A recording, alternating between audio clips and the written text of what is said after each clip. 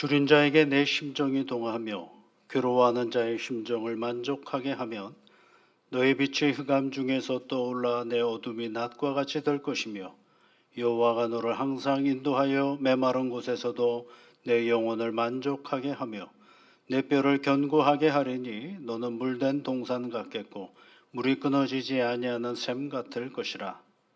아멘.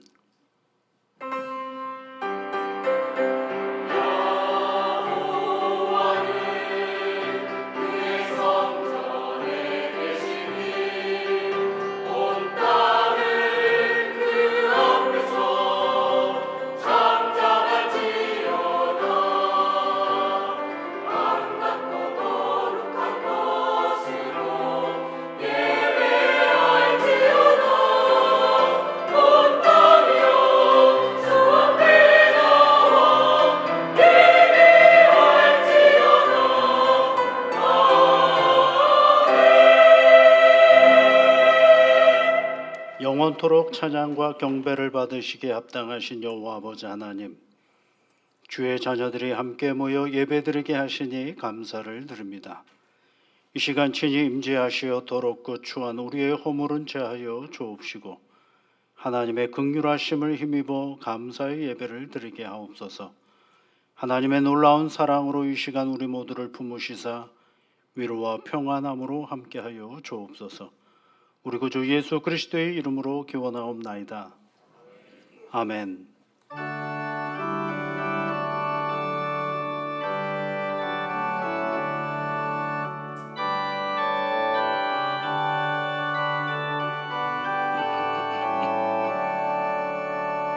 샤론의 꽃예소 나의 마음에 거룩하고 아름답게 피소서.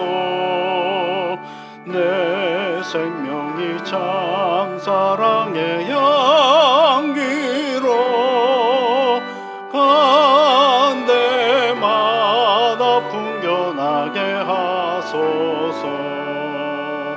예수 샤론의 꽃 나의 맘의 사랑으로 피소서. 샤론의 꽃 예수 이 세상에서 어느 꽃과 비교할 수 있으랴. 나의 삶의 한결같은 은혜와 사랑으로 가득하게 하소서. 예수 샤론의 꽃 나의 맘의 사랑으로 피소서. 샤론의 꽃 예수 모든 질병을 아니 없는 능력으로 고치사 전하며 근심하는 자에게 그 신임과 소망 내려주소서. 예수 샤론의 꽃 나의 맘의 사랑으로 피소서. 샤론의 꽃 예수 길이 피소서. 주의 영광이 땅 위에 가득해 전하 만민 주님 앞에 엎드려 경배하며 영광 돌릴 때까지 예수 샤론의 꽃 나의 맘의 사랑으로 비소서. 교동문은 72번입니다. 내가 기뻐하는 금식은 흉악의 결박을 풀어주며 멍에의 줄을 끌어주며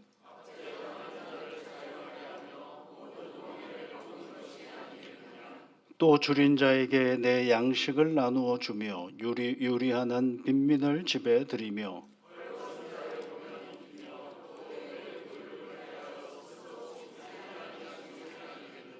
그리하면 내 빛이 새벽같이 비칠 것이며 내 치유가 급속할 것이며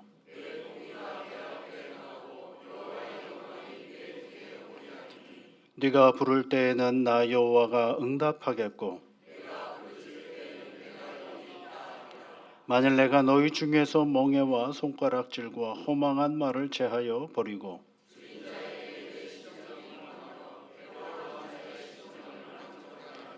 내 빛이 흑암 중에서 떠올라 내 어둠이 낮과 같이 될 것이며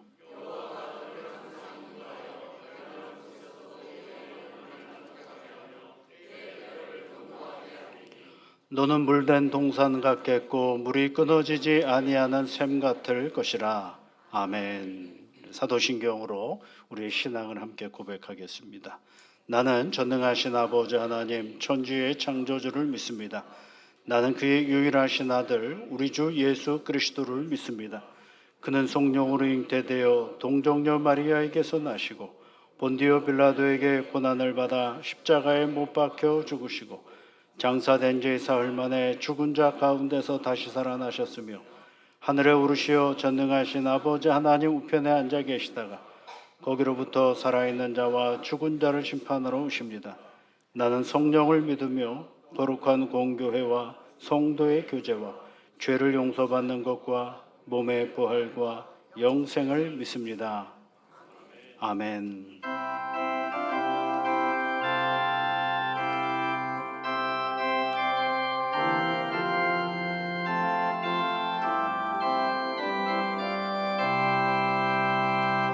주 예수 크신 사랑 늘 말해 주시오.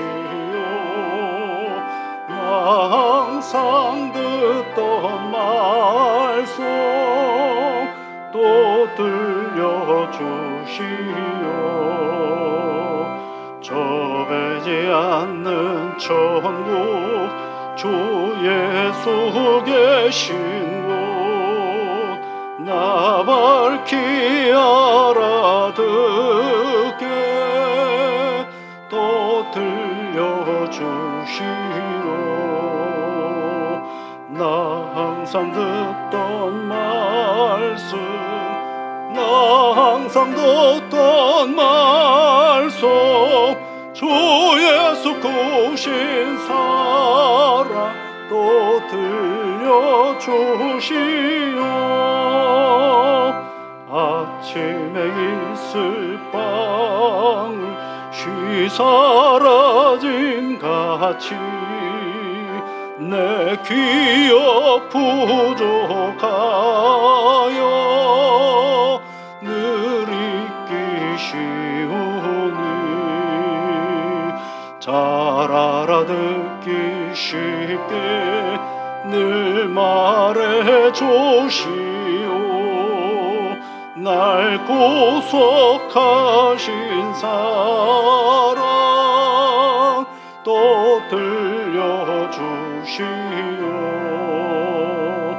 나 항상 듣던 말씀 나 항상 듣던 말씀 주 예수 크신 사랑 또 들려주시오. 주 예수 나를 위해 이 세상 오셔서 날 구속하신 은혜 말하여 주 주시오. 나 같은 사람 위에 그 보혈을 였네. 이 복스러운 말씀 또 들려주시오. 나 항상 듣던 말씀, 나 항상 듣던 말씀, 주 예수 크신 사랑 또 들려주시오. 이 세상 헛된 영화 날 미혹할 때에 주 예수 크신 사랑 늘 들려주시오. 전국에 빛난 영화 내 눈에 비칠 때 주 예수 크신 사랑 또 들려주시오. 나 항상 듣던 말씀, 나 항상 듣던 말씀, 주 예수 크신 사랑 또 들려주시오.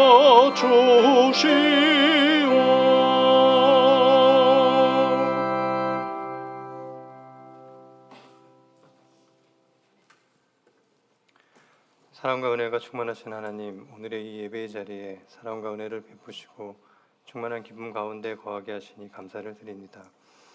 이 여름 뜨거운 햇살에 거할 때가 있었고 퍼붓는 비 가운데 있기도 했었고 더위에 밤을 뒤척이다가도 벌써 가을인가 하며 이불을 다시 덮기도 했었습니다. 여름이라 불리는 이 계절의 이리도 다름같이 우리 또한 오늘의 기쁨이 내일의 침울이 되기도 하고 오늘의 친절은 잠시 뒤에 분노로 바뀔 때도 있었고 이웃에 대한 애정은 시의 미움으로 바뀌기도 했습니다. 우리의 믿음 또한 우리의 죄악 또한 회개와 제사함 가운데 오락가락 흔들리는 우리를 용서하시고 거룩함이 계속되고 죄됨이 멈추어지도록 인도하여 주시옵소서. 하나님, 유치부부터 시작된 여름 행세가 아동부를 거쳐 청소년부, 청년부에 이르기까지 순서대로 순리대로 모든 일정들이 은혜 가운데 맞춰졌습니다.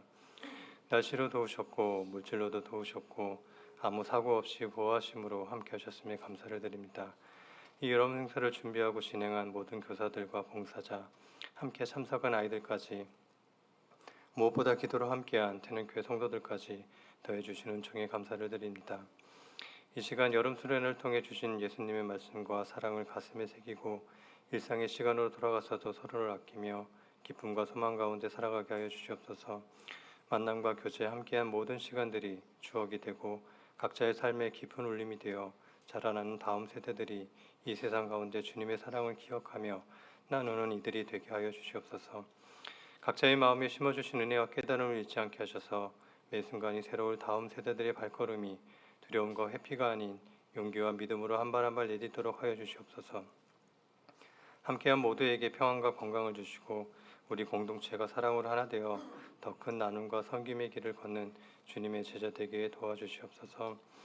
우리가 여름을 마치고 되돌아볼 때 은혜였음을, 짧은 시간들의 힘듦과 어려움들은 우리 다음 세대들이 세상 속에서도 굳건히 설 수 있는 반석이 될 것임을 기억하며 한편 더 성장했을 뿌듯해할 여름으로 남겨주시옵소서.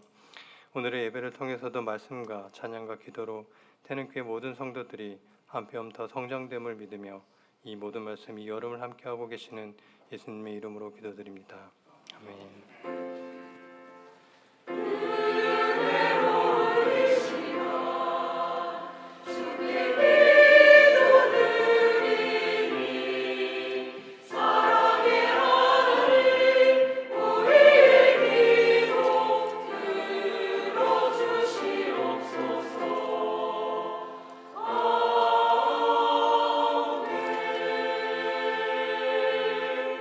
오늘 우리에게 주시는 하나님의 말씀은 구약성경 역대상 4장 9절부터 10절까지 말씀입니다. 구약 성경 614면에 있습니다. 역대상 4장 9절 10절 말씀 우리 함께 같이 읽겠습니다. 야베스는 그의 형제보다 귀중한 자라. 그의 어머니가 이름하여 이르되 야베스라 하였으니 이는 내가 수고로이 낳았다 함이었더라. 야베스가 이스라엘 하나님께 아뢰어 이르되 주께서 내게 복을 주시려거든 나의 지역을 넓히시고 주의 손으로 나를 도우사 나로 환난을 벗어나 내게 근심이 없게 하옵소서 하였더니 하나님이 그가 구하는 것을 허락하셨더라. 아멘.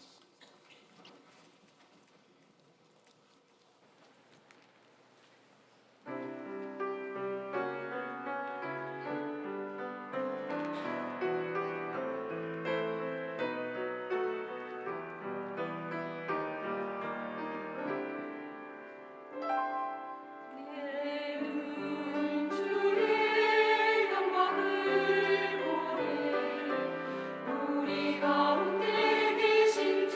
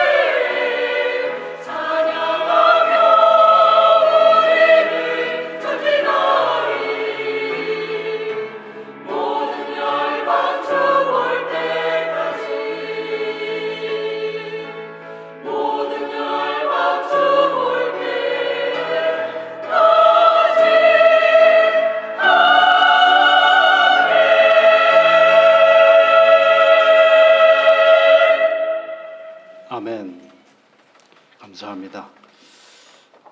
역대기를 우리가 오늘 읽어봤는데요. 역대기는 참 재미없는 책으로 유명합니다. 왜냐하면 이름으로 시작해서 거의 이름으로 끝납니다. 그래서 그 이름의 패턴도 이렇습니다. 그가 어떻게 살았는가가 아니라 누가 누구를 낳고 누가 누구를 낳고 누가 누구를 낳았다. 이게 사람의 이름을 쭉 설명하는 대부분인 것입니다. 오늘 우리가 읽었던 본문의 8절 말씀 한번 보시면 고스는 이눕과 아눕과 소베바와 하룸의 아들 아하헬 종족들을 낳았으며 이렇게 되죠. 소리가 되었는데 뭔 소리인지 하나도 못 알아듣는 그런 구절이죠. 이게 이제 1장부터 9장까지 계속 반복이 되어집니다. 역대기에 등장하는 사람이 한 600명 정도가 등장한다라고 또 세어본 분들이 있는 것 같아요. 왜 기록을 했느냐라고 할 때 역대기 1장 1절의 시작은 아담으로부터 시작을 해요. 그러니까 하나님께서 사람을 처음 창조하신 이후에 그리고 각 지파별로 쭉 그 자손들을 설명을 하죠. 그래서 9장에 가 보면 모든 그 설명을 하고 지파별로 설명을 하고 그 사람들이 누구냐? 포로에서 돌아온 이스라엘 백성들이다. 이렇게 설명을 하는 장면입니다. 바벨론의 포로로 잡혀간 이스라엘 백성들은 과연 우리가 하나님의 백성이 맞는 것이며 하나님의 정통성을 가지고 있는 것이 맞는 것인지를 역추적해 가면서 쓴 서술의 형태이죠. 그래서 우리가 이렇게 보니까 아담으로 시작해서 이스라엘이라는 나라는 멸망을 해보았지만 하나님은 우리와 떨어진 적이 없다라는 사실을 기술하고 있는 것이 바로 이 역대기의 이야기입니다. 그래서 이 역사서에서 가장 중요한 것은 우리가 누구랑 연결이 되어 있다? 하나님과 연결이 되어 있다라는 사실을 이스라엘 백성들에게 또 하나님의 말씀을 읽는 오늘 우리에게 가르쳐주고 있습니다. 그런데 오늘 우리가 읽은 이 야베스라는 이야기 속에는 그 패턴을 딱 하고 깬 이야기인 것입니다. 누가 누구를 낳고 그의 형제는 어떻다라는 틀이 없고 야베스라는 한 사람의 이야기를 두 절에 걸쳐서 이야기를 하고 있습니다. 두 절이라고 얘기하니까 별로 놀라지도 않으시는데요. 다른 얘기는 반절, 반의 반절, 기껏해야 한 절 정도로 끝납니다. 그런데 야베스는 무려 두 절에 걸쳐서 기록이 된 인물입니다. 그냥 넘어가지 않고 두 절에 걸쳐서 야베스를 딱 빼어서 기록해주고 있는 것입니다. 그 이유는 뭘까? 한번 이 사람의 이야기는 그냥 넘어가서는 안 된다라는 것일 수도 있겠고요. 또 하나는 독특한 그의 이야기 속에 이 이야기만큼은 결코 우리가 하나님을 믿고 따르는 우리가 잊어버리지 말아야 되지 않겠는가라는 이야기를 해주려고 하는 것이 아닌가라는 생각을 해보게 됩니다. 또 독특합니다. 야베스라는 사람이 어떻게 살았는지 설명해주면 좋으련만 그런 얘기는 없어요. 누가 누구를 낳았다라고 하는 아버지의 이름 좀 있을 만도 한데 누가 태어났다라면 그의 부모의 이름이 있지 않겠어요? 그런데 의도적으로 부모의 이름을 기록하고 있지도 않습니다. 앞서 말씀드린 것처럼 누가 누구를 낳았는데 그의 형제는 어떻다라고 할 때 형제들도 있을 법하지 않겠습니까? 근데 오늘 본문의 9절에 보면 형제들보다 존귀한 자다, 귀중한 자라고 있으니까 형제들의 이름이 기록될 만도 할 터인데 그의 이름 또한 기록되어 있지를 않습니다. 굉장히 의도적이죠. 네, 오직 야베스의 이야기 속에 그가 어떻게 살아왔는지를 빼버리고 그의 이름 하나만 딱 기록하고 있는 것입니다. 부모의 이름도 기록해주지 않고 형제들의 이름 또한 기록해주고 있지를 않습니다. 그러면 야베스라는 사람이 어떤 사람인가 좀 이해해 보려면 그의 살아온 이야기들을 대충이라도 좀 설명해주면 아하, 이래서 야베스가 여기에 기록이 되었구나라고 생각해 볼 마음도 할 텐데 그런 내용도 없습니다. 야베스가 어떠한 사람인지 알 수 있는 정보가 전혀 없습니다. 그런데 우리는 알고 있죠. 야베스의 기도는 너무너무 잘 알고 있습니다. 주께서 내게 복을 주시려거든 나의 지역을 넓혀 주시고 주의 손으로 나를 도우사 나로 환난에서 벗어나 내게 근심이 없게 하옵소서라고 기도한 사람으로는 너무 잘 알려져 있는 사람이 바로 야베스입니다. 이 구절은 내 시작은 미약하나 내 나중은 창대하리라라는 욥기 8장 7절에 있는 말씀과 쌍벽을 이룰 만큼 우리 교인들의 사업장에 가면 거의 걸려 있는 성구가 바로 이 야베스의 기도의 내용에 있는 것들입니다. 더더욱 귀한 것은 하나님이 그가 구하는 것을 허락하셨다라는 10절 끝부분에 있는 말씀이 얼마나 좋습니까? 하나님이 그가 구하는 것을 허락하셨다. 그런 걸 보면 야베스는 참 훌륭한 신앙인일 수 있겠구나. 참 하나님을 잘 따르는 사람이었겠구나 라고 이해할 수가 있죠. 그런데 그렇게 이해하려면 뭔가 좀 근거라도 하나 있으면 좋겠는데 그런 근거가 없어. 딱 기도했다라는 것밖에 없어요. 그런데 여러분 우리 말에 속으면 안 되지 않겠습니까? 주는 그리스도시요 살아계신 하나님의 아들이십니다라고 고백을 했던 베드로는 누구를 부인합니까? 주는 그리스도시요 살아계신 하나님의 아들이신 예수님을 배반하는 사람이 있죠. 그 문장, 그 문구가 그의 신앙을 드러낸다라고는 감히 말하기에는 조금 캐션 마크가 붙을 수밖에 없는 것입니다. 그럼에도 불구하고 이 역대기 사가는 이 부분을 딱 빼가지고 좀 두드러지게 오늘 독자들의 좀 읽어보고 알아봤으면 하는 것은 무엇일까라는 것입니다. 그렇게 판단할 만한 야베스가 정말 신앙인이다라고 판단할 만한 내용이 그의 기도문이다라고 말하기에는 좀 의심이 가는 부분이 우리 인생사 속에는 있지 않겠습니까? 역대기를 기록한 분은 아마도 야베스가 누구인지를 설명하는 것보다 당시 자신의 시대까지 이어져 온 야베스의 기도를 기록해야만 할 수밖에 없었던 그 상황을 한번 설정하고 우리에게 알려주고 있는 것이 아닌가라는 생각을 해보게 됩니다.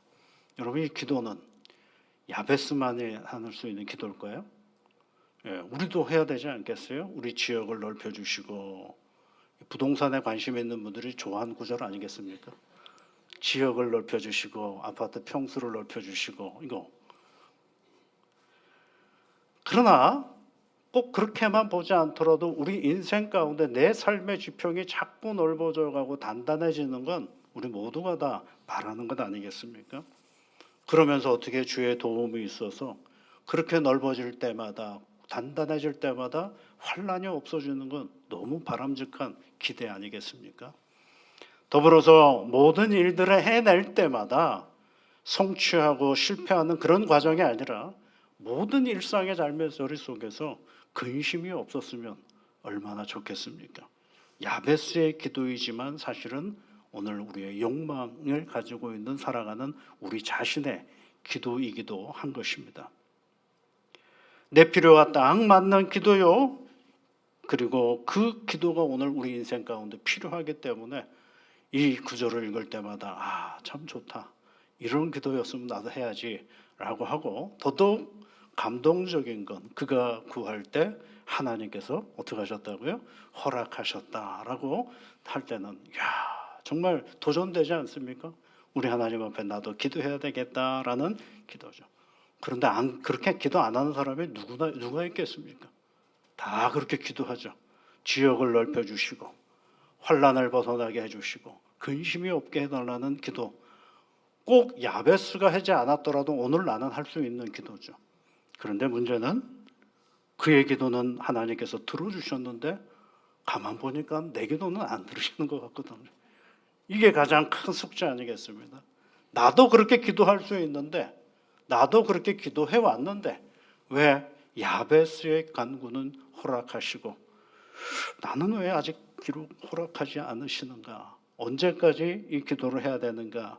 라는 생각을 하게 되면 다시 우리는 질문할 수밖에 없어요. 그렇다면 야베스가 하는 그 기도는 단순히 입으로 하는 기도로만 끝난 것은 아니지 않았을까? 도대체 야베스라는 사람은 누구이기에 하나님은 그의 기도를 들어주셨다라고 말씀하시는 것일까? 도대체 야베스라는 사람은 누구일까? 라는 것들을 우리가 생각해 볼 필요가 있는 것이죠. 그런데 그를 생각해 보아도 아무리 보아도 그를 어떻게 이해하는지 우리에게 주는 정보는 성경에 딱히 없다라는 게 문제죠.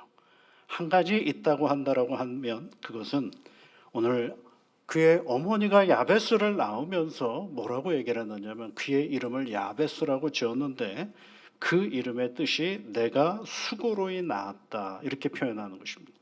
9절 말씀해 보면 이는 내가 수고로이 낳았다.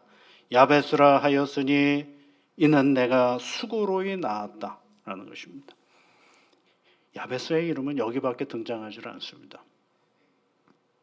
그런데 여러분 부모님이 어머니가 자식을 낳을 때 수고 안 하고 낳는 자식이 있나요? 어쨌든 몸의 해산의 고통들은 다 있으실 것 아니겠습니까? 그런데 굳이 야베스를 낳고 내가 수고로이 낳았다라고 얘기하는 건 좀 이상하지 않습니까?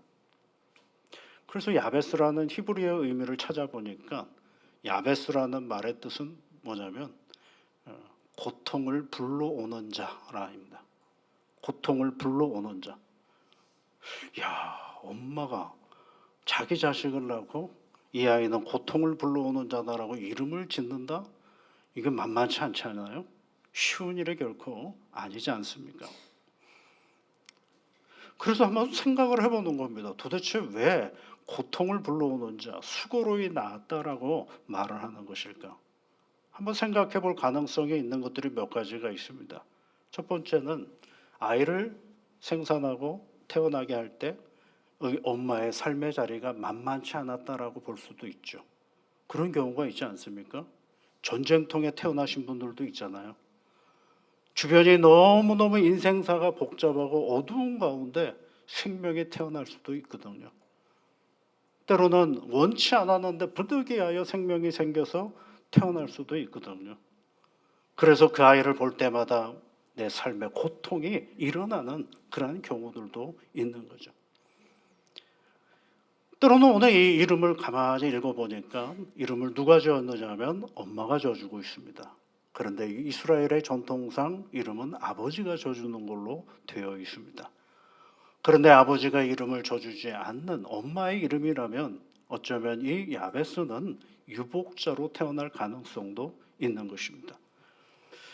그런데 그 아이를 볼 때마다 고통을 불러일으키는 그런 아이라는 이름을 지어줬다라고 한다면 혹여 반대로 이 어머니의 여건뿐만 아니라 이 야베스가 몸이 약한 가운데 태어났을 수도 있는 것이죠. 혹여 우리가 생각해 볼 수 있는 건 장애의 몸을 가지고 태어날 수도 있는 것이고 그 얘기는 어머니나 야베스나 이 주어진 삶의 여건이 만만치 않은 삶의 자리였음을 우리에게 암시해 준다라고 볼 수가 있는 것입니다. 어떠한 경우를 상상해 본들 자녀의 이름을 이렇게 짓는 것은 쉬운 일이 아닙니다. 그러나 분명한 것은 야베스라는 이름은 우리가 알 수 없는 아픈 사연이 그 어머니에게 또는 야베스에게 관계 속에 있음을 우리가 짐작해 볼 수가 있는 것입니다. 그게 뭔데요? 모르죠. 어떻게 알겠습니까? 그러니까 아무 그의 정보가 없는 거예요. 야베스의 아버지가 누구인지, 야베스의 엄마는 누구인지, 그는 어떻게 살아왔는지 알 수가 없는 그저 야베스라는 이름만을 우리에게 알려주고 있는 것이죠. 자녀의 이름을 슬프게 지은 사람이 또 한 사람이 있어요. 창세기 45장에 야곱의 아내 라헬이 마지막 아들 라헬을 베냐민을 낳을 때 그 베냐민을 낳고 그의 엄마 라헬이 죽어요. 너무 고통스러웠는데 그 아이가 태어나자마자 아이의 이름을 베노니라고 짓습니다. 베노니. 슬픔의 아들이에요. 이게. 그 아이가 태어나면서 슬픈 거예요. 왜요? 엄마가 없으니까 슬픈 거죠. 엄마가 없이 태어난 아이라고 생각해보면 얼마나 슬픈 일입니까? 그런데 그 아이의 이름을 아버지 야곱이 바꿔줘요. 베냐민으로 바꿔줘요. 베냐민이라는 이름은 뜻은 오른손의 아들, 오른쪽의 아들이에요. 오른쪽이 뭐예요? 하나님의 임재의 자리거든요. 그러니까 그 아이가 하나님의 아들이다라고 바꿔주죠. 그래도 야베스는 바꿔주는 사람이 없었나 봅니다. 어쨌든 우리가 알 수 없는 이 야베스와 그의 어머니를 중심으로 해서 그의 삶의 자리는 그리 평안하고 기뻐할 만한 여건이 되지 않는 그런 자리예요. 그래서 야베스의 이름이 뭐라고요? 고통을 불러오는 자다라고 말해주고 있습니다. 그러면 여러분 그의 족보의 이야기 속에 아무것도 등장하지 않는 야베스라는 한 사람만 딱 이름이 등장하는 걸 생각해보면 이걸 좀 더 확대해 보면 그 야베스는 뭐라고요? 고통을 불러오는 자인데 우리 인간의 삶은 고통과 떨어질 수가 없지 않습니까? 그렇게 생각해 보면 인간의 삶은 야베스라는 이름으로 생각해 볼 수 있는 여지가 있는 것이죠. 그러면서 야베스, 고통은 인간의 삶의 다름 아닌 이름이라고 할 수도 있는 것입니다. 사람이 사는 삶은 늘 고통이 따라옵니다. 제가 한 말이 아니라 쇼펜하우어라는 철학자가 한 말입니다. 이 쇼펜하우어는요, 염세주의 철학자라고 얘기하는데요. 톨스토이라는 사람이 이 쇼펜하우어를 인간이 만난 중에서 가장 천재적인 인간이다라고 할 정도로 아주 똑똑한 사람이었습니다. 그가 그런 얘기를 해요. 행복은 꿈에 불과하지만 고통은 현실이다.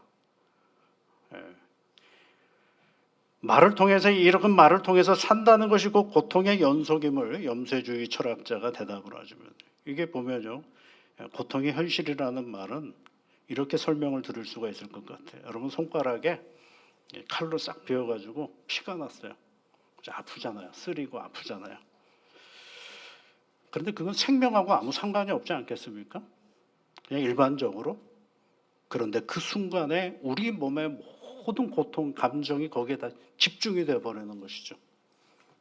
작은 상처에 집중하게 되어버림으로 말미암아서 내 몸이 여전히 건강하다라는 그 사실을 한순간에 다 잊어버리게 만드는 것입니다.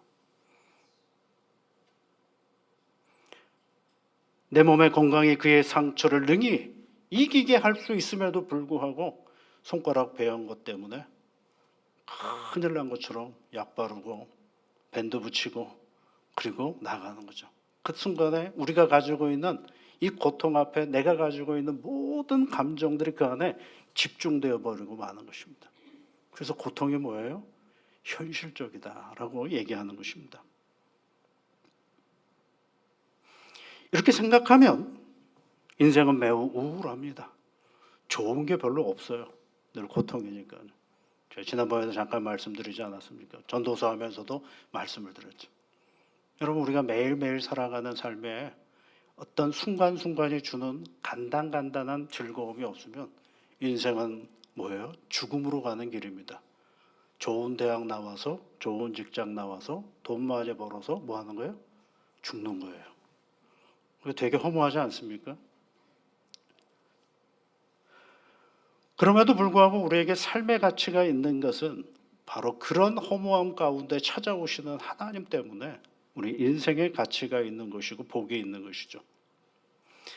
그런데 오늘 성경은 그 고통을 불러오는 자 야베스를 살짝 부각시킴으로 말미암아서 어떻게 그가 살았는지는 말해주지 않지만 고통을 불러오는 삶의 자리에서 이 야베스가 무엇을 했는가를 우리에게 가르쳐 주고 있다라는 것입니다.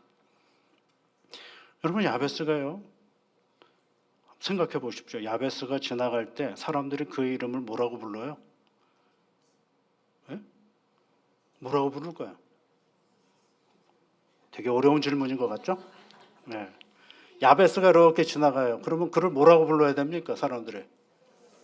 네? 야베스야 이렇게 불러야죠. 야베스야. 그런데 야베스야라고 부를 때 듣는 사람이나 부르는 사람이나 우리말로 번역하면 그게 뭐라고요? 고통이에요. 고통아 어디 가냐? 그렇게 되는 거죠. 고통을 잊어버리려고 애를 썼는데 누가 나를 고통이라고 부르는 거예요? 타인이 나를 고통이라고 부르는 겁니다. 그에게 뭘 얘기해 주고 하느냐면 살아가면 살아갈수록 고통을 벗어나는 것이 아니라 고통이 늘 우리 곁에 있다라는 사실을 말해주고 있다라는 것입니다. 그런데 그 고통 가운데 있는 인생이 고통만 생각하면 우울해진다니까요. 이거 살아서 뭐하나라는 생각이 들거든요. 그런데 그 고통을 벗어나서 하나님께 벗어났다라는 얘기가 없어졌다라는 얘기가 아니라 그 고통과 함께 인생길을 살아가는 한 사람의 이야기가 오늘 우리에게 주시는 말씀이죠. 오늘 성경 말씀에 보면 그가 기도했다라고 되어 있잖아요. 아, 고통 가운데 있으면 기도해야 되겠다라고 말할 수 있겠죠. 근데 오늘 성경 말씀에 보면 야베스가 이스라엘의 하나님께 아뢰어 이르되 이렇게 되어 있어요. 아뢰어 이르되. 히브리어의 의미로는 굉장히 점잖은 표현이잖아요. 아뢰어 이르되. 근데 이게 원래 점잖은 표현이 아닙니다. 가슴을 치며 하나님께 부르짖었다라는, 소리질러 부르짖었다라는 것입니다. 가슴을 치며 하나님 앞에 부르짖었다라는 것이, 피를 토하며 하나님께 울부짖었다라는 것입니다. 본래 당신이 가지고 있던 그 모든 감정들이 다 폭발해 버렸다라는 것입니다. 하나님 앞에. 그 기도가 바로 하나님께 아뢰어 이르되라는 표현입니다. 우리는 그 야베스가 했던 기도의 내용, 지역을 넓혀주시고 환난을 벗어나게 해주시고 그리고 근심이 없게 해달라는 그 좋은 내용이 내 기도이기를 바라는데, 사실은 그 기도가 나오기까지 그가 가지고 있던 고통으로 인한 당한 수많은 감정들이 하나님 앞에 다 드러내었다라는 사실을 성경은 우리에게 먼저 가르쳐주고 있는 것입니다. 여러분, 성경 우리가 가지고 있는 감정이 한 몇 개나 될 것 같습니까? 미국의 어떤 연구소에서 얘기한 건 우리가 가지고 있는 감정이 한 100개가 조금 넘는 것 같아요. 이게 감정이라는 게 분노하고 다른 것이 섞여서 또 다른 감정이 나오고 복잡하게 나오는 게 우리의 감정이라는 거예요. 그거를 하나님 앞에 어떻게 했다라는 거예요? 다 맡겼다라는 거예요. 드러냈다라는 것입니다. 우리는 오히려 하나님 앞에는 경건하다라는 이유로 우리가 가지고 있는 모든 감정을 숨기려고 애를 쓰지 않습니까? 그런데 감정을 숨길 수가 없어요. 하나님 앞에 숨겼던 감정을 가까운 내 사람한테 다 쏟아버 버리거든요. 그래서 내 가까운 가족들이나 내 친지들이나 같은 교회 공동체 안에 누군가가 내 감정에 해소하는 장소가 돼버릴 때가 너무 많은 거예요. 그런데 여러분, 경건은 반대입니다. 누구에게 내 감정을 다 드러내는 겁니까? 하나님께 내 감정을 다 드러내고, 드러내면 그 감정을 누가 정화시켜 주시느냐? 하나님이 정화시켜 주셔요. 정화된 그 감정으로 내 가까운 사람들에게 사랑을 드러내고 존경을 드러내고 온유함으로 드러나는 이유가 거기에 있는 것입니다. 이 감정을 다 드러냈던 사람이 한 사람 더 있는데, 한나라는 사람이죠. 아기를 낳고 싶었는데 아기가 없어서 하나님 앞에 날마다 성전에 올라가 하나님 앞에 기도하는데, 엘리 제사장이 그 기도하는 모습을 가만히 보니까 입이 중얼중얼거리고 약간 술 취한 것 같거든요. 그러면 넌 대낮부터 술 먹고 돌아다니냐 그러잖아요. 엘리 제사장에게 한나가 뭐라고 얘기를 합니까? 난 술 취한 것이 아닙니다. 한나는 나는 마음이 슬픈 여자입니다. 이렇게 표현을 해요. 나는 마음이 슬픈 여자입니다. 그래서 나는 여호와 앞에 내 심정을 통한 것뿐입니다. 통했다라는 게 뭐예요? 드러냈다라는 거예요. 내 하나님 앞에 내 이 답답한 슬픈 마음을 하나님 앞에 드러냈을 뿐입니다. 라고 이야기를 합니다. 여러분, 자신의 삶의 고통에서 일어나는 온갖 감정의 격정들을 사람에게 쏟아버리면 그 사람 아파요. 나도 아파요. 그 사람 몹시 아파요. 나도 많이 아파요. 시원해져야 되지 않을까요? 죄송합니다. 내가 가지고 있는 온갖 감정을 사람에게 쏟아내오면 그 사람도 아프고 나도 많이 아파요. 그런데 오히려 하나님 앞에 내가 가지고 있는 온갖 감정들을 다 드러내면 거기가 무슨 자리예요? 하나님께서 우리와 만나주시는 자리. 이것이 바로 하나님께 부르짖는 기도의 이유인 것입니다. 모세를 불러서 하나님께서 출애굽의 역사를 시작하실 때 하나님이 모세에게 해주시는 말씀이 있어요. 내가 애굽에 있는 내 백성의 고통을 보고 그들의 감독자로 말미암아 부르짖음을 듣고 그 근심을 알고 내가 내려가서 그들을 애굽인의 손에서 건져내리라. 출애굽기 3장 7절 8절에 있는 말씀이죠. 거기에 보시면 하나님께서 고통을 보고 부르짖음을 듣고 그 근심을 알고 어떻게 하셨어요? 내려오셨다라고 되겠죠. 내려왔다라는 얘기가 뭐예요? 성육신하셨다라는 것입니다.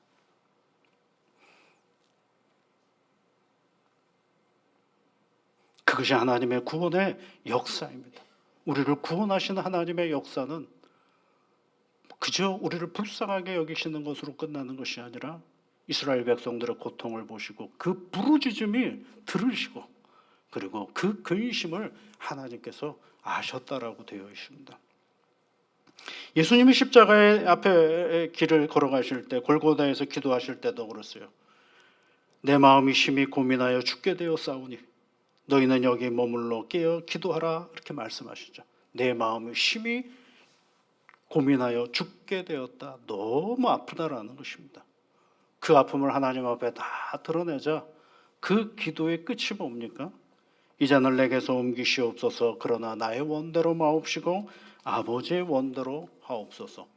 오히려 내 격정적인 마음이 하나님 앞에 다 올라가니 하나님이 그 마음의 단단함을 붙잡아 주시고 오히려 담대하게 십자가의 길을 걸어갈 수 있도록 해주신 것이죠. 이 본문의 이야기를 히브리서는 뭐라고 얘기를 하느냐면 심한 통곡과 눈물로 기도하셨다라고 얘기해요. 심한 통곡과 눈물로. 누가요? 예수님이. 예수님 또한 심한 눈물과 통곡으로 하나님 앞에 기도하셨습니다. 여러분, 내가 가지고 있는 격한 감정의 기도 속에서 하나님의 다스림을 받으면 본질적으로 변화가 됩니다. 감정이 없어지는 것이 아니라 우리의 감정이 정화가 되는 것입니다. 감정이 없기를 바라시려면 빨리 하나님 앞에 가시면 됩니다. 우리는 이 땅에 사는 동안에는 감정이 없을 수 없는 존재입니다. 왜냐하면 그 감정, 정화된 감정은 우리의 인생을 풍요롭게 만들고 감사하게 만들고 격동의 자리가 아니라 그 삶의 질서를 더욱더 아름답게 만드는 것이 하나님이 우리에게 주신 것이거든요. 타락한 인간의 감정에는 온갖 불순물들이 끼어 있습니다. 욕심과 탐욕과 시기와 나태와 자기 멸시가 있고요. 때로는 교만이 있고 자기 부인이 있습니다. 이런 것들은 나의 감정이라고 하는데 사실은 하나님 앞에서 왜곡된 감정들입니다. 내 감정 안에 낀 불순물들입니다. 이런 것들이 우리의 감정을 왜곡시키는 것이죠. 그래서 그런 사람은 그런 것 같다라고 말하는데 사실은 그런 게 아니라 우리 안에 드러나 있는 수많은 감정의 불순물들의 끼임으로 말미암아서 우리가 격한 인간의 모습으로만 존재하는 것처럼 얘기하는 것입니다. 이 감정을 하나님 앞에 가져간다라는 것은 왜곡된 나의 감정을 정화시키는 것입니다. 여러분. 우리 감정을 정화시키지 않으면 날 것으로 우리가 살아가면 오늘 어떻게 되겠어요? 감정은 해소하도록 되어 있어요. 드러나도록 되어 있어요. 그래서 사람에게 드러나면 누구에게 그 사람이 아프다니까요. 누구도 아파요? 나도 아파요. 그것이 바로 불순물이 낀 우리의 감정들입니다. 그래서 다윗이 하나님 앞에서 뭐라고 기도를 합니까? 하나님이여 내 속에 정한 마음을 창조하시고 그렇게 돼 있어요. 정결한 마음을 창조해달라고 그러죠. 다시 만들어달라는 것입니다. 창조가 뭡니까? 새롭게 해달라는 것이죠. 내 안에 정직한 영을 새롭게 하소서라고 말합니다. 여러분, 다윗만 이런 기도를 하는 존재가 아니라 우리도 이런 기도를 하는 존재인 것입니다. 하나님이 나를 아시는 분이십니다. 나보다 나를 더 잘 아시는 분이 하나님이에요. 나는 내 감정을 다스릴 만한 존재가 되지를 못합니다. 그 감정이 어디서 왔는지조차도 모를 때가 많거든요. 그 감정을 내가 일으켜야지라고 생각한다라고 그런 감정이 내 안에 발생하는 것도 아닙니다. 왜요? 내가 나를 잘 모르기 때문에 그렇습니다. 그러니 내가 내 감정들이 복합적으로 내 안에서 드글드글할 때 내가 할 수 있는 유일한 길은 나를 잘 아시는 하나님 앞에 하나님께 토로하는 일이 내가 할 수 있는 유일한 길인 것입니다. 나를 아신다라는 것은 나의 감정을 아시는 분이십니다. 나의 울부짖음은 그분 앞에서 거룩한 변화를 받아 정화의 시간을 갖게 됩니다. 그런 울부짖음 이후에 고통이 없어진 게 아니라 고통하는 한 인간 야베스는 그 울부짖음으로 하나님 앞에 계속 기도하는 것입니다. 나의 지경을, 나의 지역을 넓혀달라는 것. 그 고통을 가지고 내가 살아갈 때 하나님 내 삶의 자리를 지켜 인도하여 달라고 기도하는 것입니다. 어느 날 내게 늘 다가오는 그 고통이 내 앞에 있을 때 그것이 내 안에 환난으로 남지 않게 해달라고 기도하며 나아가는 것입니다. 그 고통이 여전히 내 곁에 있을 때 그것이 나의 근심으로 되지 아니하도록 하나님 도와달라고 기도하며 나아가는 것입니다. 여러분, 그런 기도를 하나님께서 어떻게 하셨다고요? 하나님이 그가 구하는 것을 허락하셨더라. 오늘 우린 이런 응답을 받고 살았으면 참 좋겠습니다. 하나님이 이런 은혜를 우리에게 주셨으면 참 좋겠습니다. 그래도 여전히 격정적인 날을 그래서 우리가 꼭 붙들고 누구에게 데리고 가야 되겠습니까? 하나님께 데리고 가십시오. 거기서 정화된 내 감정을 가지고 나와 함께하는 이들을 대하고 사랑하고 격려하고 힘을 줄 때 그 감정은 나를 풍요롭게 만들고 나를 더욱더 힘있게 만들고 그 감정은 복의 감정인 것으로 우리에게 다가옵니다. 오늘 이 말씀을 우리가 기억하면서 그 이름 야베스, 그 이름 야베스 그랬어요. 그 이름 곁에 누구 이름을 한번 넣어볼까요? 내 이름을 넣어보십시오. 그런데 그 내가 살아가는 삶의 자리 속에 끊임없이 친구처럼 찾아오는 고통이 있을 때 그 고통으로 인하는 온갖 격정적인 내 감정들을 하나님께로 맡기고 오늘 이 믿음의 길을 걸어가는 귀한 믿음의 자녀들이 되시기를 주의 이름으로 축복합니다. 하나님 고맙습니다. 오늘도 하나님의 이름을 부르며 예배의 자리로 저희들을 불러주셔서 감사를 드립니다. 하나님 아버지, 우리가 세상을 살아가면서 수많은 사건과 형편과 관계 속에서 일어나는 고통의 감정들을 우리가 발견하게 됩니다. 성령 하나님 바라옵기는 그 모든 것들을 하나님 앞에 부르짖어 아를 줄 아는 용기 있는 믿음의 자녀들 되게 이끌어 주시옵소서. 우리를 다스리시고 우리를 이끌어 가시는 하나님 앞에 나의 전 존재를 드러낼 때 나를 사랑하시고 나를 격려하시고 내게 힘을 주시는 여호와 하나님의 능력을 맛보아 알아가는 우리 인생길이 되도록 도와주시옵소서. 하나님, 우리의 감정들이 우리의 인생길을 막아서는 일이 없도록 주 성령께서 이끌어 주시고 정화된 그 감정을 가지고 곤고한 시간에 하나님을 소망의 길로 나아가게 이끌어 주옵시고 용기를 잃어버린 자리에 하나님이 정화된 그 감정으로 다시 희망을 찾을 수 있는 담대함을 허락하여 주시며 하나님께서 주시는 그 사랑의 마음을 가지고 넉넉히 용서하고 사랑하는 믿음의 길이 되게 도와주시옵소서. 예수님 이름으로 기도하옵나이다. 아멘.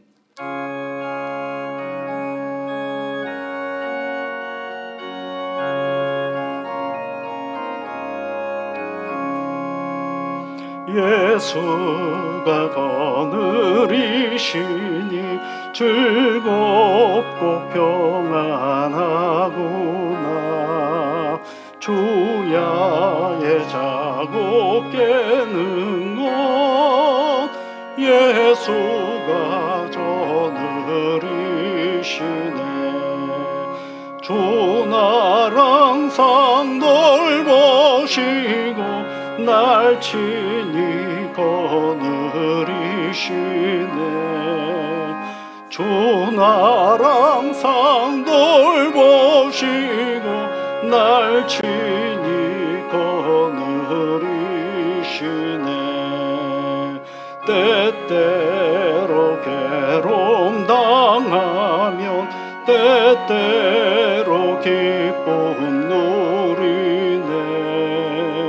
풍파 중에 지키시고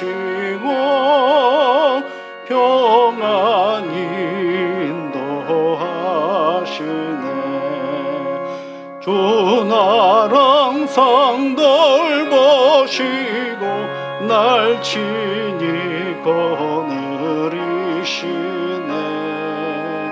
주 나랑 항상 돌보시고 날 친히 거느리시네.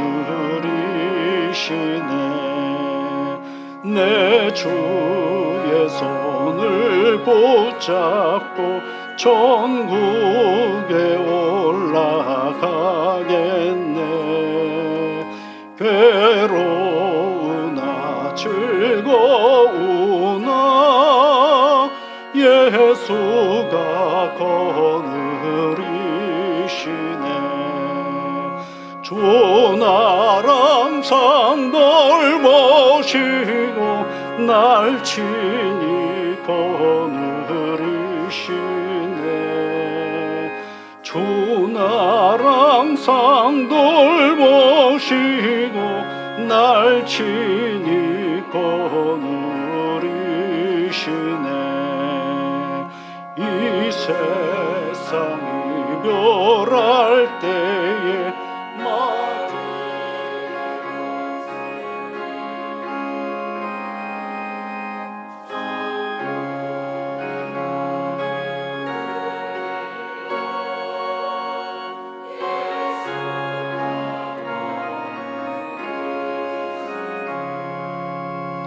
주 나랑 항상 돌보시고 날 친히 거느리시네. 주 나랑 항상 돌보시고 날 친히 거느리시네.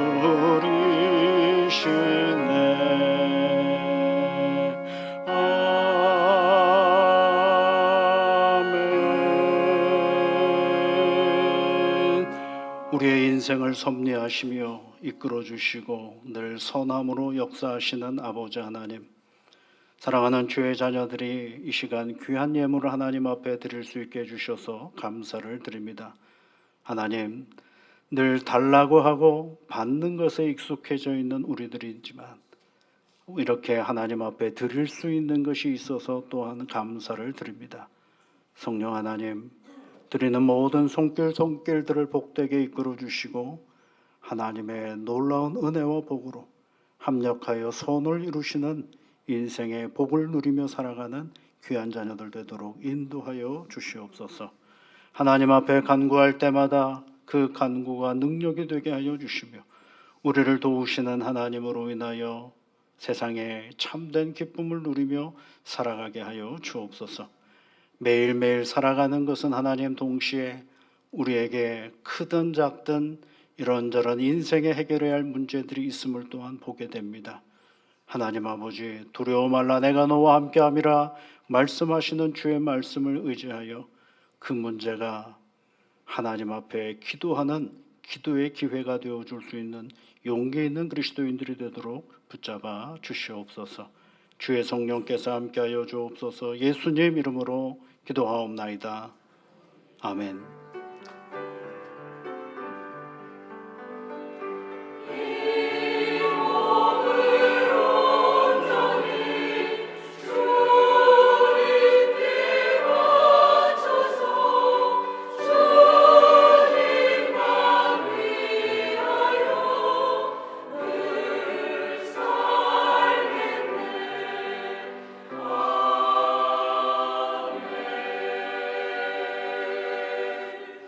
우리 옆에 계신 분들, 앞뒤에 계신 분들 함께 인사 나누시면 좋겠습니다. 주님의 사랑과 은혜가 늘 함께 하시기를 바랍니다. 교회 소식 몇 가지 말씀을 드리면 어제 오후 8시에 이제 청년들이 여수에서 올라오므로 우리 교회 학교의 모든 여름 행사를 잘 마쳤습니다. 청년분들 여수에 순천에 내려갔을 때 제가 이제 좀 늦게 내려가서 같이 밥도 한번 사주고요. 그러고 이제 올라왔는데 다행히 다 가지 않아가지고 중간에 이제 저녁에 늦게 퇴근하고 오는 친구들도 있어가지고 밥값이 많이 안 들어가지고 좀 다행이었습니다. 예, 참 어려운 시기를 청년의 때를 보내고 있습니다. 어쩌면 어른들보다 더 고민이 많은 그런 시대인데 같이 함께 밥 먹으면서 이런저런 사는 이야기도 함께 나누는 그런 시간이었는데 여러분 청년들을 위해서 계속 기도 많이 해주시면 좋겠습니다. 계속해서 청년일 수는 없지 않겠습니까? 때가 되면 자신이 또 어른들의 삶을 살아가야 할 터인데 건강하게 자신들의 인생길을 잘 살아갈 수 있도록 여러분 함께 기도해 주시면 고맙겠습니다. 교회 소식 몇 가지 말씀을 드려봅니다. 모임 광고 있는 거 잘 보시고 참여해 주시면 고맙겠습니다. 또 여름 행사를 위해서 기도해 주시고 또 물질로 후원해 주신 모든 성도님들에게 진심으로 감사를 드립니다. 당장은 아니지만 8월에 있을 교회 행사들을 몇 가지 말씀을 드리면 여전도의 연합 영성훈련이 있고요. 28일 날 그리고 또 다음 주에는 장학금 전달하는 식도 있습니다. 또 역사 탐방반 참여하는 것 여러분 신청해 주시고요. 또 구역 연합 예배 있는 것 보시고 여러분 또 함께 참여해 주시면 고맙겠습니다. 날짜를 미리 알려드리는 것은 여기에 참여를 해달라고 하는 겁니다. 미리 다른 약속하지 마시고 함께 참여해 주시면 고맙겠습니다. 한 주간에도 건강하게 지내시면 좋겠고요. 벌써 낮에는 좀 덥지만 아침 저녁으로는 불어오는 바람이 조금 달라진 듯합니다.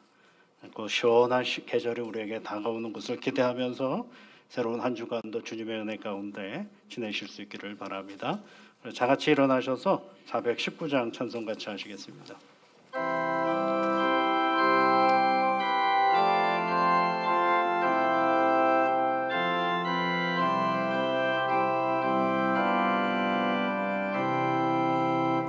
주 날개미 내가 편안히 쉬네 밤 깊고 비바람 불어쳐도 아버지께서 날 지켜주시니 거기서 편안히 쉬리로다. 주 날개미 평안하다 그 사랑 끊을 자니뇨. 주 날개미 내 쉬는 영혼 영원히 거기서 살리. 주 날개미 나의 피난처 되니 거기서 쉬기를 원하노라. 세상이 나를 위로치 못하나 거기서 평화를 누리리라. 주 날개미 평안하나 그 사랑 끊을 자니뇨. 주 날개미 내 쉬는 영혼 영원히 거기서 살리. 주 날개미 참된 기쁨이 있네 고달픈 세상길 가는 동안 나 거기 숨어 돌보심을 받고 영원한 안식을 얻으리라. 주 날개미 평안하다 그 사랑 끊을 자니뇨. 주 날개미 내 쉬는 영혼 영원히